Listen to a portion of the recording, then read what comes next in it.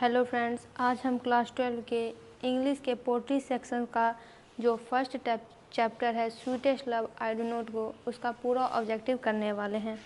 पहला चैप्टर है, मतलब पहला पोएम है sweetest love I do not go.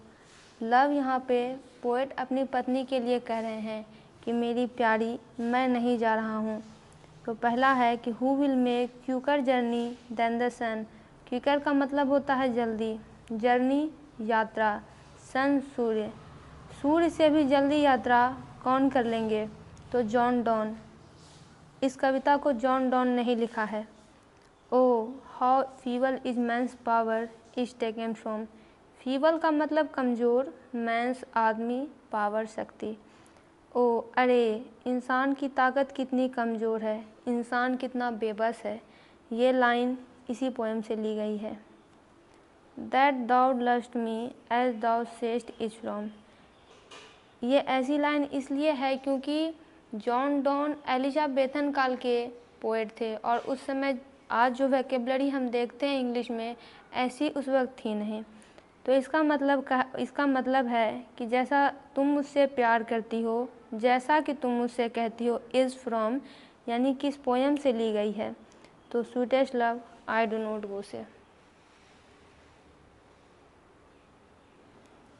John Donne was the pioneer of. Pioneer का मतलब होता है अग्रदूत होना, आगे बढ़ के किसी चीज़ को करना। तो मेटाफिजिकल पोट्री, मेटाफिजिकल यानी आध्यात्मिक तौर पर। मेटाफिजिकल पोट्री अपने आप में एक बहुत विशालतम पोट्री होती है। इसमें बहुत सारे टॉपिक्स रिलेटेड होते हैं, मेनली आध्यात्म के बारे में लिखा जाता है, आध्यात्मिक पोट्री है ये। John Donne has written the poem. John Donne ने कौन सी कविता लिखी है? तो यही कविता। Poet in sweetest love I do not go is dash of his beloved. यानी इस पोएम में जो पोएट है वो अपनी पत्नी के प्रति कैसे हैं? तो is sad for his beloved. अपनी पत्नी के लिए काफ़ी दुखी हो गए हैं क्योंकि उनकी पत्नी उन्हें जाने नहीं दे रही है, रोक रही है, ऊपर से रो भी रही है। John Donne is going to dash leaving his wife behind. Leaving छोड़ना, बिहाइंड यानी पीछे। जॉन डॉन जर्मनी जा रहे हैं और अपनी पत्नी को यहीं छोड़ रहे हैं। John don thinks that is certain. John Donne सोचते हैं कि क्या निश्चित है? सर्टेन यानी निश्चित होना। तो डेथ इज सर्टेन, मृत्यु तो तय है। John Donne wants to go away because he is not tired of it. John Donne दूर जाना चाहते हैं क्योंकि वो अपनी पत्नी से थके नहीं हैं। बिलव्ड का मतलब यहाँ होता है पत्नी। John Donne feels that A dash is very hopeless. Hopeless यानी आशा विहीन, जिसके पास कोई आशा ना हो। तो उनका मानना है कि जो मैन है वो बहुत ही आशा विहीन है, उसके पास कोई होप नहीं है। Dash has been described as a metaphysical poet. Described मतलब कहा गया है। तो ये हैं John Donne. John Donne metaphysical poetry के अग्रदूत थे। Dash wants to gladly accept death. Gladly खुशी से, एक्सेप्ट स्वीकार करना, डेथ मृत्यु।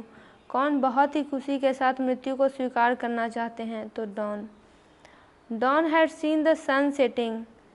हैड सीन होगा यहाँ पे यानी देखा था, सूरज को डूबते हुए। सेट होना यानी डूबना। यस्टरडे यानी पिछले दिन उन्होंने देखा था कि सूरज जो है डूब रहा है। The line nor in the hope the world can show a fitter love for me. ये लाइन किस पोएम से ली गई है? तो इसी पोएम से। फिटर का मतलब होता है दिखावा, यानी इस आशा में नहीं कि ये दुनिया मेरे लिए दिखावे का प्यार कुछ दे सके। John Donne is a dash poet, metaphysical poet.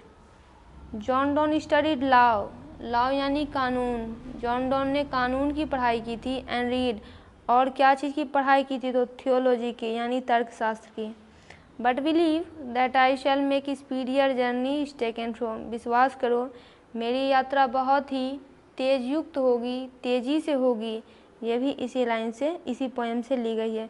दोस्तों, इसका पूरा ऑब्जेक्टिव कंप्लीट हुआ। आप इस चैनल पे सभी सब्जेक्ट्स के ऑब्जेक्टिव देख सकते हैं। वीडियो को लाइक करें, चैनल को सब्सक्राइब करें।